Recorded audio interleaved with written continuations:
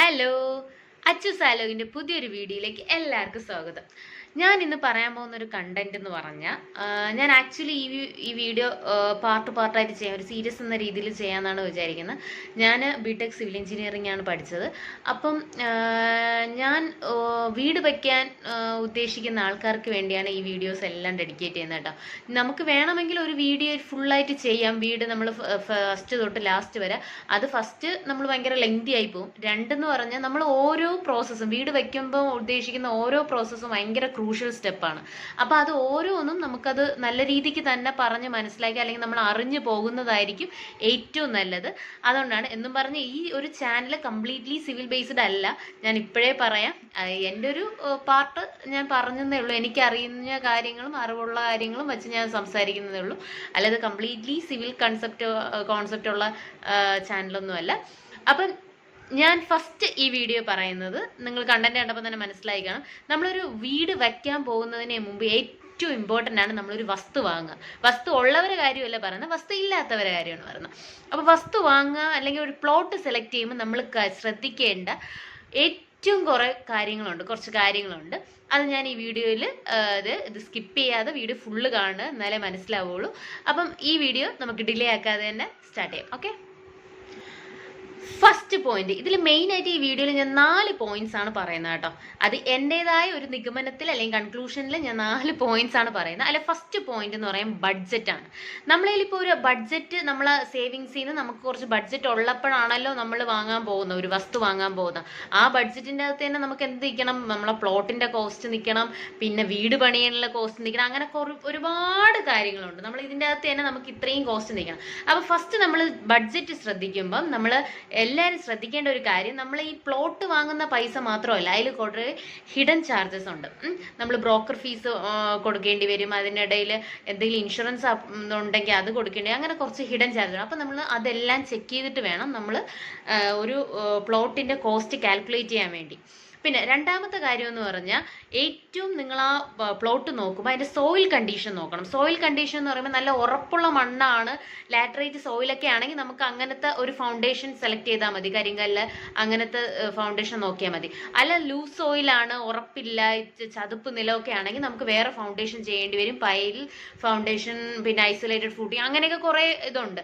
അത് നമ്മൾ നല്ലൊരു എഞ്ചിനീയറിനെ കണ്ട് സംസാരിച്ച് ഡീൽ ചെയ്താൽ മാത്രമേ നമുക്ക് സോയിൽ കണ്ടീഷൻ അറിയാൻ പറ്റും. അപ്പൊ ഈ കാര്യം നോക്കി നിങ്ങൾ ഫൗണ്ടേഷൻ, നല്ല ഉറപ്പുള്ള മണ്ണ്, അങ്ങനെയൊക്കെ നോക്കിയിട്ട് വേണം നിങ്ങൾ ആ ഒരു വസ്തു അല്ലെങ്കിൽ ഒരു പ്ലോട്ട് സെലക്ട് ചെയ്യാൻ വേണ്ടി.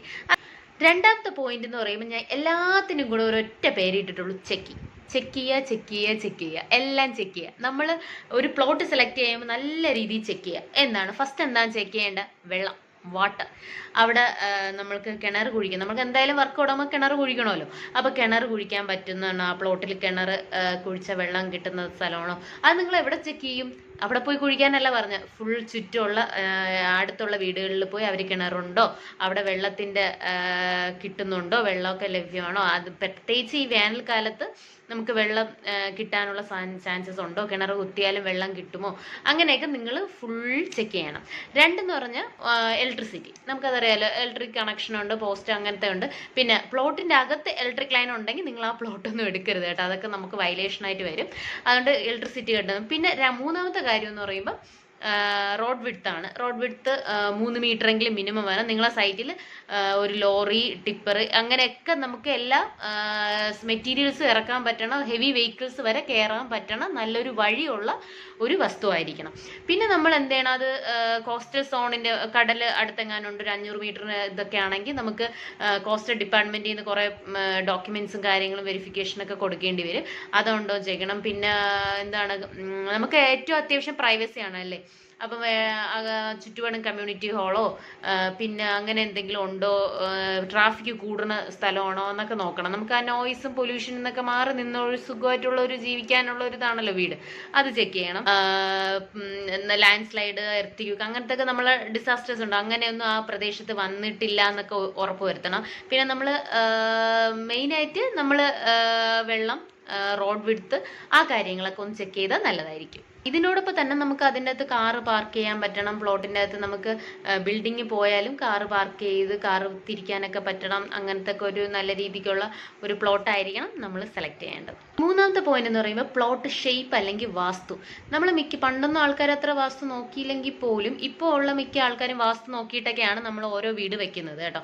അപ്പോൾ നമ്മൾ പ്ലോട്ട് ഷേപ്പ് നോക്കുകയാണെങ്കിൽ ഞാൻ ഇതിനെപ്പറ്റി ഒരു ചെറിയൊരു വീഡിയോ ഞാൻ ഓൾറെഡി ചെയ്തിട്ടുണ്ട്. എന്ന് വെച്ചാൽ നമ്മൾ വീട് ടെൻഷൻ ഉണ്ടോ എന്നൊക്കെ പറഞ്ഞ് ചോദിച്ചിട്ട് അതിലും ചെയ്തിട്ടുണ്ട്. നിങ്ങൾ അത് കാണാത്തവരാണെങ്കിൽ അത് കണ്ടിട്ട് ഇത് കാണുന്നതായിരിക്കും ബെറ്റർ. ഞാൻ അത് ഡിസ്ക്രിപ്ഷനിൽ കൊടുത്തേക്കാം. അപ്പം പ്ലോട്ട് ഷേപ്പ് നോക്കുമ്പോൾ സ്ക്വയർ അല്ലെങ്കിൽ റെക്റ്റാങ്കിൾ ഷേപ്പ് കൊടുക്കുന്നതായിരിക്കും ഏറ്റവും നല്ലത്. നമ്മളിപ്പം ഡയറക്ഷൻസ് എടുക്കുമ്പോൾ നോർത്ത്, സൗത്ത്, ഈസ്റ്റ്, വെസ്റ്റ് വരും.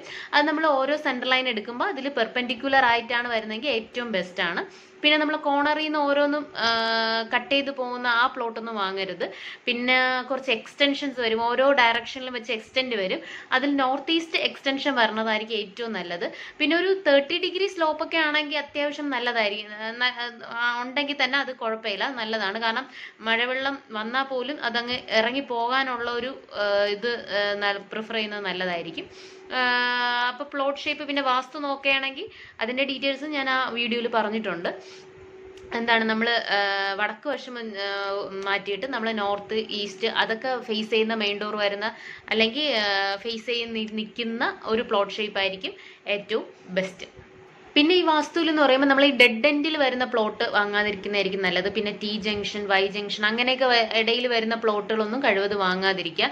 പിന്നെ നമ്മൾ 2 പ്ലോട്ട് ചേർന്ന് അതിൽ കൂടെ റോഡ് ഇങ്ങനെ കർവായിട്ട് പോകുന്നതൊക്കെ ആണെങ്കിൽ വാങ്ങാതിരിക്കുക. കാരണം എന്ന് വെച്ചാൽ നമ്മൾ ഈ പ്ലോട്ട് കർവായിട്ട് പോകുമ്പോഴും കുറച്ച് അത് നമ്മളെ പ്ലോട്ടിൽ നിന്നും കൂടെ പോകും, സ്പേസ് കുറച്ച് റോഡിന് പോകും. ചിലപ്പം എന്തെങ്കിലും ഒരു ടാറിടാനോ ഒരു എക്സ്റ്റെൻഡിങ്ങോ എന്തെങ്കിലും ഇൻ കേസ് വരികയാണെങ്കിൽ കുറച്ച് ഇത് പോകും. അതുകൊണ്ട് നമ്മൾ അതൊക്കെ ഒന്ന് ശ്രദ്ധിച്ചിട്ട് വേണം വാങ്ങാൻ. ലാസ്റ്റ് ആണ് സെറ്റ് ബാക്ക് അല്ലെങ്കിൽ റൂൾസ്. അതിൽ പറയുന്ന മെയിനായിട്ട് നിങ്ങൾക്ക് അത് പേര് കേട്ടപ്പോൾ തന്നെ മനസ്സിലായി കാണല്ലോ. നമ്മൾ ബിൽഡിംഗ് വയ്ക്കുന്നെങ്കിൽ നമുക്ക് മെയിനായിട്ട് 2 ബിൽഡിംഗ് റൂൾസ് ആണുള്ളത്.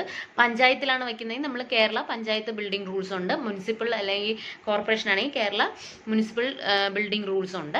അപ്പോൾ ഇതിന് പ്രകാരം സെറ്റ് ബാക്ക് വരും. നമ്മൾ എന്താണ് പ്ലോട്ടിൽ നിന്ന് ഇപ്പം നമ്മളൊരു പ്ലോട്ട് വാങ്ങിച്ചെങ്കിൽ അതിൽ 60% മാത്രമേ നമുക്ക് ബിൽഡിംഗ് വയ്ക്കാൻ ഉള്ള പെർമിറ്റ് ഉള്ളൂ. ബാക്കിയൊക്കെ നമ്മൾ മുറ്റമായിട്ടും മറ്റ് സൈഡ് വൈസായിട്ട് കൊടുക്കണം. ഇപ്പം നമ്മൾ സെറ്റ് ബാക്ക് നോക്കുകയാണെങ്കിൽ നമ്മൾ ഫ്രണ്ട് പോർഷനിൽ 3 മീറ്ററും സൈഡിൽ വരുമ്പോൾ 1 മീറ്ററും നമ്മൾ ബാക്ക് റിയർ സൈഡ് എന്നാണ് പറയുന്നത് ബാക്ക്, അതിൽ 1.5 മീറ്റർ വരെ നമുക്ക് സെറ്റ് ബാക്ക് വേണ്ടി വരും. ഇനി 3 സെന്റിന് കുറവാണെങ്കിൽ ഇത് 3 സെന്റിന് എബോ ഉള്ള കാര്യമാണ് ഞാൻ സെറ്റ് ബാക്ക് പറഞ്ഞു. 3 സെന്റിന് താഴെയാണെങ്കിൽ വീണ്ടും സെറ്റ് ബാക്ക് മാറും, ഇതും മാറും. പിന്നെ 3 സെന്റിന് നമുക്കറിയാലോ ഇപ്പോൾ ബഡ്ജറ്റ് ഇതൊക്കെ ആണെങ്കിൽ 3 സെന്റിന് താഴെയാണ് നിങ്ങൾ ഇതുണ്ടെങ്കിൽ പല ഗവൺമെന്റ് സ്കീംസും അവൈലബിൾ ആണ്. നമുക്കത് നോക്കി അവരും കൂടെ ഒരു നമുക്ക് ഫിനാൻഷ്യലി ഒന്ന് ഹെൽപ്പൊക്കെ ചെയ്യും. 3 സെന്റ് എബോ ആണെങ്കിൽ നമ്മൾ അങ്ങനത്തെ ഹൗസിംഗ് സ്കീമൊക്കെ ചില സ്ഥലത്തൊക്കെ ഉണ്ട് കേട്ടോ, ഇല്ലയെന്ന് ഞാൻ പറയുന്നില്ല.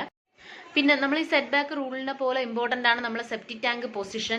അതൊക്കെ നമ്മൾ ആ ബിൽഡിംഗ് കോഡ് റൂളിൽ കൃത്യമായി പറഞ്ഞിട്ടുണ്ട്. നമ്മൾ കിണർ വയ്ക്കുന്നെങ്കിൽ കിണറും സെപ്റ്റിക് ടാങ്കും നമ്മൾ 7.5 മീറ്റർ ഡിസ്റ്റൻസ് വേണം. അതുമാത്രമല്ല സെപ്റ്റിക് ടാങ്ക് ആണെങ്കിൽ സെപ്റ്റിക് ടാങ്ക് നമ്മൾ പ്ലോട്ടിൽ നിന്ന് ആ സെപ്റ്റിക് ടാങ്കിൻ്റെ 1.2 മീറ്റർ അകലത്തിൽ സെപ്റ്റിക് ടാങ്ക് വയ്ക്കുള്ളൂ. അങ്ങനെ ഓരോരോ റൂളുണ്ട്.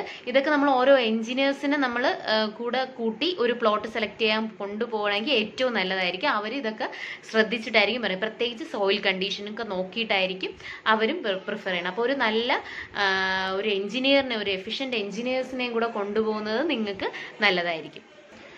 പിന്നെ അതുമാത്രമല്ല നമ്മൾ ഈ സെറ്റ് ബാക്ക് റൂൾ എല്ലാം പാലിച്ചാൽ മാത്രമേ വീട് വയ്ക്കുമ്പോൾ നമുക്ക് പെർമിറ്റ് എന്നുള്ളൊരു സംഭവം കിട്ടുള്ളൂ കേട്ടോ. അപ്പോൾ നമ്മൾ ഇല്ലെങ്കിൽ ഇപ്പം നമ്മൾ പെർമിറ്റിന് വേണ്ടി അപ്ലൈ ചെയ്താലും സാങ്ഷൻ ആണെങ്കിൽ അവിടെ നിന്ന് വന്ന് ഇൻസ്പെക്ഷൻ കാണും, വെരിഫിക്കേഷൻ കാണും, എല്ലാ പ്രൊസീജിയേഴ്സും കാണും. ഇതൊക്കെ ഉണ്ടെങ്കിൽ മാത്രമേ ഇപ്പോൾ ഒരു പെർമിറ്റ് നമുക്ക് സാങ്ഷനായി കിട്ടുള്ളൂ. അതുകൊണ്ട് നിങ്ങൾ എല്ലാ റൂൾസും നോക്കിയിട്ട് വേണം വയ്ക്കാൻ. പിന്നെ ഏറ്റവും ഇമ്പോർട്ടൻസ് ഡോക്യുമെന്റ്സ് വെരിഫിക്കേഷൻ ആണ് കേട്ടോ. ഡോക്യുമെന്റ്സ് നമ്മളൊരു പ്ലോട്ട് വാങ്ങാൻ ചെല്ലുമ്പോൾ അല്ലെങ്കിൽ പ്ലോട്ട് വയ്ക്കുമ്പോൾ അതിൻ്റെ മെയിനായിട്ട് deed, BTR, position certificate, land tax, ഇതെല്ലാം ഒരു നല്ല ഒരാളെ ലീഗലി സൈഡുള്ള ഒരാളെ വെച്ച് നിങ്ങൾ ഇതൊക്കെ വെരിഫൈ ചെയ്തിട്ട് വേണം ചെയ്യാൻ. പിന്നെ മെയിനായിട്ടും നമ്മൾ ലാൻഡ് അല്ലെങ്കിൽ നിങ്ങൾ വാങ്ങാൻ ഉദ്ദേശിക്കുന്ന പ്ലോട്ട് എന്ന് പറഞ്ഞാൽ ഡ്രൈ ലാൻഡ് ആയിരിക്കണം. അത് വെറ്റ്ലാൻഡോ മറ്റേ വെറ്റ്ലാൻഡ് ഒന്നും ആവാൻ പാടില്ല. വെറ്റ്ലാൻഡ് ഒക്കെ ആണെങ്കിൽ നമുക്കത് പെർമിറ്റിന് ഇതല്ല കേട്ടോ, റൂൾ അഗെയിൻസ്റ്റ് ആണ്. അപ്പം ഡ്രൈ ലാൻഡ്, പുരയിടം അങ്ങനെയൊക്കെ പറയുന്നത് മാത്രമേ നിങ്ങൾ അത് നമുക്ക് BTR, ബിൽഡിംഗ് ടാക്സ് രജിസ്റ്റർ എന്ന് പറയും കേട്ടോ. അതിൽ മാത്രമേ നിങ്ങൾക്ക് അത് അറിയാൻ പറ്റൂ. അല്ല ബാക്കിയുള്ളതിലും എഴുതും. അത് നിങ്ങൾ ഓരോ ഡോക്യുമെന്റ്സ് വെരിഫൈ ചെയ്യുമ്പോൾ നിങ്ങൾക്ക് തന്നെ അറിയാൻ പറ്റും. അത് മാത്രമേ വാങ്ങാവുള്ളൂ, അല്ലെങ്കിൽ അത് വാങ്ങാൻ പോകരുത്. ഇനി ഓവറോൾ ആയിട്ട് ഞാൻ ഒരു കാര്യം പറയാം കേട്ടോ. പല റിയൽ എസ്റ്റേറ്റ് ബ്രോക്കേഴ്സും ഇപ്പം അവൈലബിൾ ആണ്. എല്ലാവരും ഇതേ കാര്യങ്ങൾ ചെയ്യുന്നു എന്നും അല്ല ഞാൻ പറയാൻ ഉദ്ദേശിക്കുന്നത്. ചില റിയൽ എസ്റ്റേറ്റ് ആൾക്കാരെന്ന് പറഞ്ഞാൽ നിങ്ങളെ പറ്റിക്കാൻ നോക്കും. അത് ശ്രദ്ധിക്കുക. നിങ്ങൾ നല്ലൊരു ജെന്യൂൻ ആയിട്ടുള്ള ആളെ തന്നെ നിങ്ങൾ അപ്രോച്ച് ചെയ്തിട്ട് നിങ്ങളൊരു നല്ലൊരു പ്ലോട്ട് സെലക്ട് ചെയ്യുക. ഒരാളെ ഹെൽപ്പ് ഉള്ളത് ഏറ്റവും നല്ലതാണ് കേട്ടോ. അല്ല നമ്മൾ ഒറ്റയ്ക്ക് പോയി നമ്മൾ ഒരു പ്ലോട്ട് സെലക്ട് ചെയ്യാന്ന് വെച്ചാൽ അത് ഇമ്പോസിബിൾ ആയിട്ടുള്ള കാര്യമാണ്. അത് ഇല്ല, ഞാൻ എൻ്റെ ഒപ്പീനിയൻ പറഞ്ഞതേ ഉള്ളൂ. ഒരാളുടെ ഹെൽപ്പ് ഉള്ളത് ഏറ്റവും നല്ലതാണ്. അത് ഏറ്റവും ജെന്യൂൻ പേഴ്സൺ ആയിരിക്കണം. കാരണം എന്ന് വെച്ചാൽ പല ആൾക്കാരും അറിഞ്ഞുകൂടാതെ പല കാര്യങ്ങളും ചെയ്യുന്നുണ്ട്. ഇപ്പൊ സോയിൽ കണ്ടീഷൻ, ഇപ്പൊ വസ്തുവിന് വില കുറഞ്ഞു എന്ന് പറഞ്ഞ് പലരും ഇപ്പൊ വസ്തു വാങ്ങുന്നുണ്ട്. പക്ഷെ ആക്ച്വലി അവിടുത്തെ സോയിൽ കണ്ടീഷനോ ഒരു കാര്യങ്ങളും നോക്കാതെ ആയിരിക്കും അവർ വസ്തു അത് സെലക്ട് ചെയ്യണത്. ചിലപ്പോൾ അവിടെ ഭയങ്കര ലൂസ് സോയിലോ എന്തോ ആയിരിക്കും. അങ്ങനെ ലൂസ് സോയിലൊക്കെ ആണെങ്കിൽ നമുക്ക് ഫൗണ്ടേഷൻ വേറെ ഇടേണ്ടി വരും. അപ്പം നിങ്ങൾ ഒരു വസ്തു വാങ്ങുമ്പോൾ നിങ്ങൾ അതിലെ സോയിൽ കണ്ടീഷൻ, അവിടെ ചുറ്റുപാടുള്ള ആൾക്കാർ, വെള്ളമുണ്ടോ, ഇലക്ട്രിസിറ്റി ഉണ്ടോ, ഇപ്പം നമ്മൾ അവിടെ നല്ല മണ്ണൊക്കെ ആണെങ്കിൽ നമ്മൾ അവിടുത്തെ മരത്തിന്റെ ഹൈറ്റ് ഒക്കെ വെച്ച് നോക്കാൻ പറ്റും കേട്ടോ. ഒരു എക്സ്പീരിയൻസ്ഡ് എഞ്ചിനീയറിനാണ് നിങ്ങൾ കൊണ്ടുപോകുന്നെങ്കിൽ നിങ്ങൾക്ക് അതൊക്കെ വെച്ച് അവർ തന്നെ, ആ പുള്ളിക്കാരൻ തന്നെ പറഞ്ഞു തരും. അപ്പം നിങ്ങൾ ഫുൾ ചുറ്റുമുള്ള ആൾക്കാരോട് ചോദിക്കുക. അവർ ഒരു 30 yearsൽ അവർക്ക് എന്തെങ്കിലും ബുദ്ധിമുട്ടുണ്ടോ അല്ലെങ്കിൽ ബ്ലാക്ക് മാർക്ക് ഉണ്ടോ, അത് ലീഗൽ വശം ഒരു ആരെങ്കിലും അടുത്ത് ചോദിച്ചാൽ നമുക്ക് മനസ്സിലാക്കാവുന്നേ ഉള്ളൂ. അപ്പം ഇതെല്ലാം ചെക്ക് ചെയ്യുക. പ്ലോട്ടിന്റെ ഷേപ്പ് നോക്കുക, വാസ്തുപ്രകാരം. ഇപ്പം കാറ്റ് വീശുന്നത്, ഇപ്പം നമ്മൾ വെസ്റ്റ് സൈഡ് ബ്ലോക്ക് ആണെങ്കിൽ നമ്മൾ കാറ്റ് അത്ര കിട്ടത്തില്ല. അപ്പം നമ്മൾ അത് ബ്ലോക്ക് ആവാത്തൊരു പ്ലോട്ട് വാങ്ങുക. പെർപെൻഡിക്കുലർ ആയിട്ടുള്ള ഒരു പ്ലോട്ട് നോക്കുക.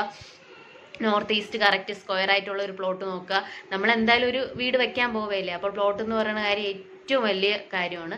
അപ്പോൾ അതിൻ്റെ മെയിനായിട്ട് അതിൻ്റെ സോയിൽ കണ്ടീഷൻ നോക്കണം കേട്ടോ. അത് പേഴ്സണലി ഞാൻ പറയുന്ന കാര്യമാണ്. പിന്നെ ഇതിൽ ജെന്യൂനായിട്ടുള്ള ആൾക്കാരെ മാത്രം നിങ്ങളത് കോണ്ടാക്ട് ചെയ്ത്, കാരണം ഇതിൽ നിങ്ങൾക്ക് അറിഞ്ഞുകൂടാന്ന് കണ്ട എല്ലാവരും ഇതിൽ നിങ്ങളെ ഹെൽപ്പ് ചെയ്യാൻ നിൽക്കുന്നവരെല്ലാവരും നിങ്ങളെ അത് മിസ്യൂസ് ചെയ്യുള്ളൂ, നിങ്ങൾക്ക് അറിഞ്ഞുകൂടാന്ന് വിചാരിച്ചാൽ. അതുകൊണ്ട് ദയവ് ചെയ്ത് നിങ്ങൾ ഒരാളുടെ നല്ല ജെന്യൂൻ പേഴ്സണിൻ്റെ ഹെൽപ്പൊക്കെ ചോദിച്ച് നിങ്ങളൊരു പ്ലോട്ട് സെലക്ട് ചെയ്യണം. അപ്പം ഇത് ഞാൻ പ്ലോട്ട് സെലക്ട് ചെയ്യുന്ന കുറച്ച് ടിപ്സും ട്രിക്സും ആണ് പറഞ്ഞു തന്ന. ഡീറ്റെയിൽ ആയിട്ട് പ്ലോട്ട് വാങ്ങിച്ചിട്ടുള്ള ബാക്കി കാര്യങ്ങൾ അടുത്ത വീഡിയോയിൽ കാണുന്നതാണ്. അപ്പോൾ അടുത്ത വീഡിയോയിൽ കാണുന്നവരെ താങ്ക് യു. നമുക്ക് അടുത്ത വീഡിയോ കാണാം.